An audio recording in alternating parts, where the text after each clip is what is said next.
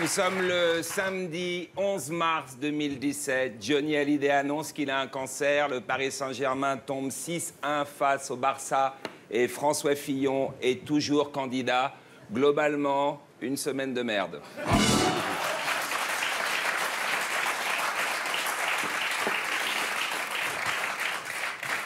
François Fillon, il est indestructible. Hein. Quoi qu'il arrive, il s'en sort. C'est MacGyver. C'est vrai, il peut tout se permettre. Partager un compte en Suisse avec Cahuzac, blanchir de l'argent avec Balkany, soudoyer Madame Bettencourt. Il pourrait même se taper Nafissatou Diallo au Sofitel de New York. S'en sortirait encore. Non, la seule chose qu'il puisse pas faire, c'est coucher avec un homme. Ses derniers soutiens, c'est la manif pour tous et Sens commun. S'il couche avec un homme, Fillon, il saute. Ah ouais.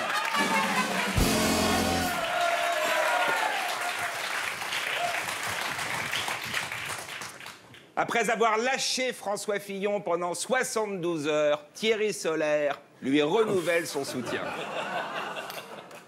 72 heures, ça a dû être super long pour Thierry Solère. 72 heures à essayer d'être un mec qui a des couilles, des convictions, une parole, un sens de la morale. Il a essayé, hein. Il a essayé de plus être un lèche-cul, un béni-oui-oui, un paillasson, une carpette. Pendant 3 jours, devant la glace, il s'est parlé, motivé. J'ai des couilles, j'ai des couilles, j'ai des couilles. Et puis, finalement, il a craqué. Il est redevenu lui-même.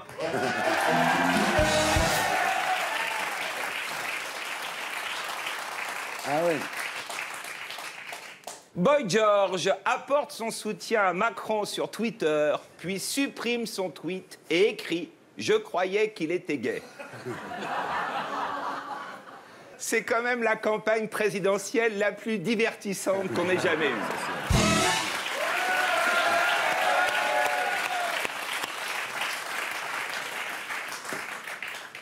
Cambadélis exhorte les députés PS tentés par Emmanuel Macron à ne pas perdre leur sang-froid. Oui, faut tenir, faut pas craquer. Dès que vous sentez la crise arriver, une envie de Macron, détendez-vous, respirez à fond et faites-vous aider. L'entourage est très important. Là, je m'adresse aux femmes des députés PS. En cas de crise, parlez-lui, raisonnez-le. Calme-toi, chérie, calme-toi. Oui, Macron est beau, sexy, populaire, mais il n'a pas de programme. Pas d'expérience, il veut juste qu'on parle de lui, qu'on l'admire, que les filles soient nues, qu'elles se jettent sur lui, qu'elles arrachent sa vertu. On dit qu'il est pédé, que ses yeux puent l'alcool, et puis l'année d'après, une fois élu, il recommencera, il se prostituera au MEDEF, aux banquiers, aux patrons, aux voyous.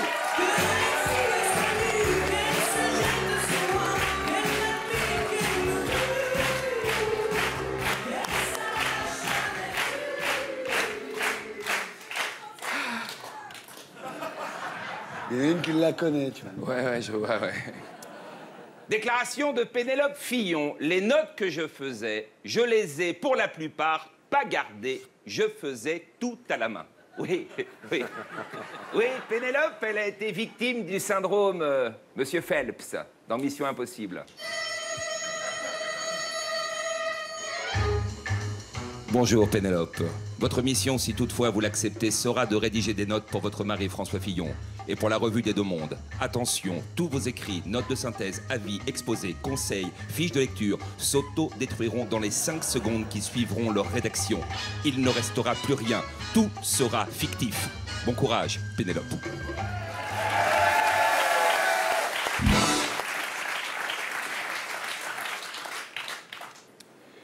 L'interview de François Fillon menée par Laurent Delahousse, jugée complaisante. Non, il n'est pas complaisant, Delahousse. Il est juste en empathie avec son interlocuteur. François Fillon, bonjour. Aujourd'hui, je reçois le politique, mais aussi l'homme blessé, le mari de Pénélope. Une assistante parlementaire formidable, une élue de terrain impliquée sur tous les fronts, sacrifiant son temps, sa santé, ses enfants. Pendant des années, sous la pluie, dans des chemins boueux, elle a arpenté la Sarthe, forum, porte-à-porte, réunions, comices agricoles, 18 heures par jour, à écouter, noter, recevoir les doléances des plus démunis. Comment expliquez-vous aujourd'hui, François Fillon, que les 569 000 habitants de la Sarthe affirment ne pas connaître son visage? Amnésie, ingratitude, jalousie par rapport à vous, un homme qui gagne, qui réussit, qui fédère. Vous êtes élégant, beau, charismatique. Je connais bien le problème. Ça énerve, pensez-vous, François Fillon, vos contemporains?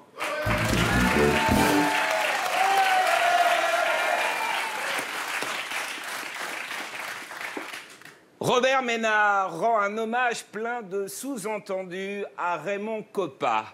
Raymond Coppa, écrit-il, est aussi le symbole d'une immigration qui s'intégrait, qui choisissait la France et la francisation sans hésiter. Toujours aussi con, Ménard, hein? Ça a toujours été le cas dans le foot. Platini, fils italien, Zidane, fils d'Algérien. En natation, oui. En natation, il y a un problème. Et là, c'est même pas une question d'intégration. En natation, les migrants sont nuls. Quand on les voit en Méditerranée, la moindre vague, paniquée, barbotée, appelée à l'aide, ils sont nuls.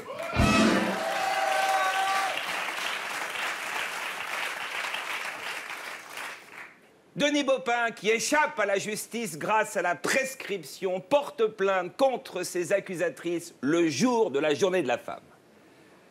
J'ai pas trouvé de vanne, Laurent. Elle est là, la vanne. Elle est là, la vanne. Elle est là, tout est dit, bravo. Tout est dit.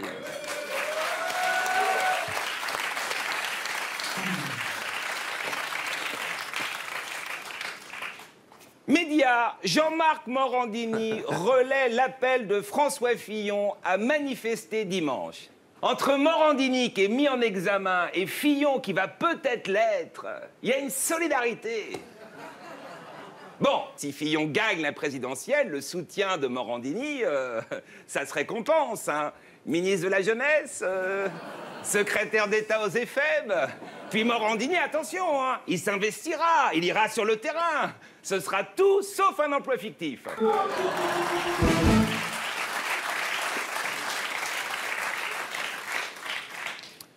Sécurité routière, le nombre de morts sur les routes a baissé de 22,8% en février. Voilà, voilà, et on va remonter en mars. Merci qui? Merci Jennifer.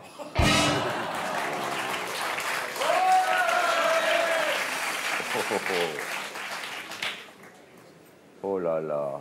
T'as honte? Là, t'as honte. Non, là. j'ai pas honte parce que ça, de temps en temps, c'est important de, tu vois, ils demandent que ça quand même. Il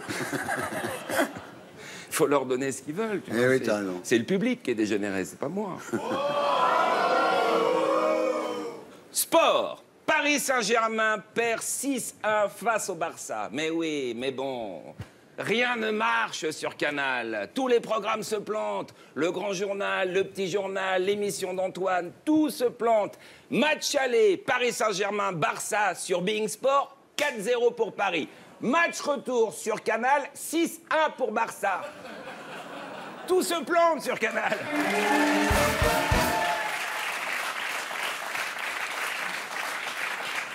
Bon. En même temps, moi, je veux pas me fâcher avec Bolloré. Non, non. Parce que j'ai vu que Maïtena Biraben est retournée faire de la télévision en Suisse. Ouais. Donc, tu vois, quand tu te fâches avec Bolloré, retourner faire de la télévision en Suisse, ça fait réfléchir.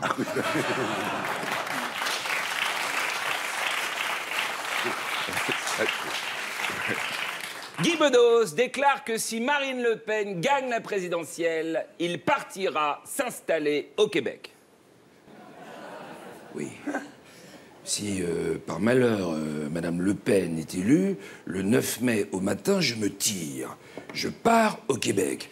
Franchement, se coltiner Collard à la justice, Zemmour à la culture et Ménard à l'immigration, facho avec frontières, très peu pour moi.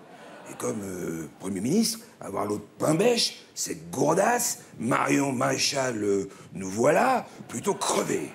Je pars au Québec. Je préfère me péter les oreilles à écouter Céline Dion, me geler les couilles dans le Grand Nord, pêcher la truite avec mon ami Charlebois, me faire chier comme un caribou, tout plutôt que ce fascisme soi-disant light que nous propose cette peste brune.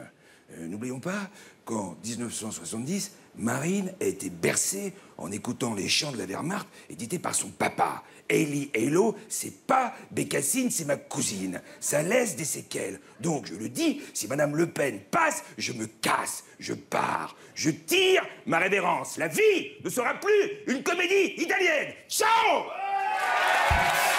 C'était Stéphane Guillon. On retrouve ici la semaine prochaine. Et d'ici là, sur CNIT.fr.